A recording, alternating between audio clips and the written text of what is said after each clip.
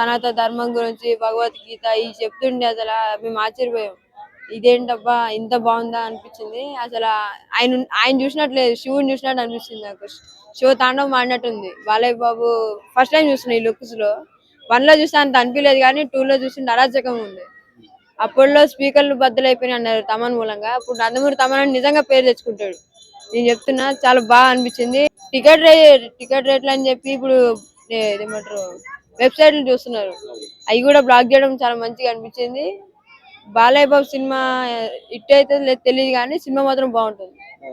Hero తగ్గట్టు villain. Hero ఏమో శివుడు, విలన్ ఏమేమో రావణాసురులాగా ఉన్నాడు. ఏమో మరి ఇటు సినిమా ఎటు వెళ్ళిద్దో తెలియదు కానీ సినిమా ట్రైలర్ బాగుంది. శబరిమల December 8 నేను వెళ్తా. దేవుడి సినిమా అని కదా వెళ్ళొచ్చు, ఏం కాదు.